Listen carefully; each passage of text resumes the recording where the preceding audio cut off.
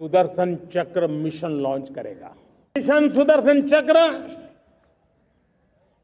एक powerful weapon system दुश्मन के हमले को न्यूट्रलाइज तो करेगा ही करेगा, लेकिन कई गुना ज्यादा दुश्मन पर हिट बैक करेगा।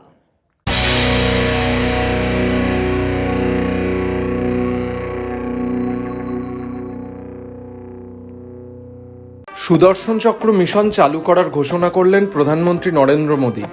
৭৯তম স্বাধীনতা দিবসে লালকেল্লা থেকে ভাষণ দেওয়ার সময় সেই ঘোষণা করেন তিনি।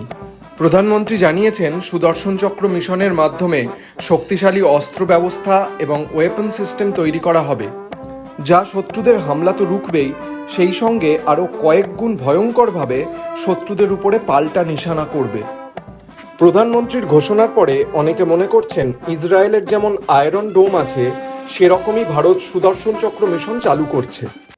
अब राष्ट्र की रक्षा के लिए, देश के नागरिकों की सुरक्षा के लिए हमने जो आज महारत पाई है, वो महारत का और विस्तार करने की जरूरत है। हमने आज जो महारत पाई है, उसको लगातार अपग्रेडेड करते रहने की आवश्यकता है। और इसलिए साथियों, मैंने एक संकल्प लिया है, मुझे आपके आशीर्वाद चाहिए, कोटि कोटि देशवासियों के आशीर्वाद चाहिए, क्योंकि समृद्धि कितनी ही क्यों न हो, अगर सुरक्षा के प्रति उदासीनता बरतते हैं तो समृद्धि भी किसी काम की नहीं रहती। और इसलिए सुरक्षा का महत्व बहुत बड़ा है। और इसलिए मैं लाल किले की प्राचीर से कह रहा हूं, आने वाले 10 साल में 2035 तक राष्ट्र के सभी महत्वपूर्ण स्थलों, जिनमें सामरिक के साथ साथ सिविलियन क्षेत्र भी शामिल है, जैसे अस्पताल हो, रेलवे हो, जो भी आस्था के केंद्र हो, उन्हें टेक्नोलॉजी के नए प्लेटफॉर्म द्वारा पूरी तरह सुरक्षा का कवच दिया जाएगा। ये सुरक्षा का कवच लगातार विस्तार होता जाए, देश का हर नागरिक सुरक्षित महसूस करे, किसी भी प्रकार की टेक्नोलॉजी हम पर वार करने आ जाए, हमारी टेक्नोलॉजी उससे बेहतर सिद्ध हो। और इसलिए आने वाले 10 साल 2035 तक मैं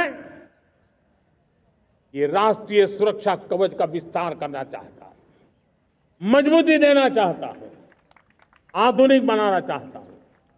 और इसलिए भगवान श्री कृष्ण से प्रेरणा पाकर के हमने श्री कृष्ण का जो सुदर्शन चक्र था, उस सुदर्शन चक्र की राह को चुना है। आप में से बहुत लोगों को याद होगा, जब महाभारत की लड़ाई चल रही थी, श्री कृष्ण ने अपने सुदर्शन चक्र से सूर्य के प्रकाश को रोक दिया था और दिन में ही अंधेरा कर दिया था। सूर्य प्रकाश को सुदर्शन चक्र से रोक दिया था। और तब अर्जुन ने जो शपथ ली थी जयद्रथ का वध करने की, उस प्रतिज्ञा को अर्जुन पूर्ण कर पाए थे।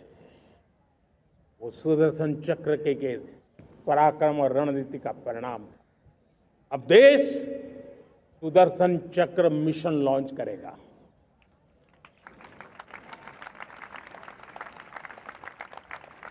ये मिशन सुदर्शन चक्र एक पावरफुल वेपन सिस्टम दुश्मन के हमले को न्यूट्रलाइज तो करेगा ही करेगा, लेकिन कई गुना ज्यादा दुश्मन पर हिट बैक करेगा।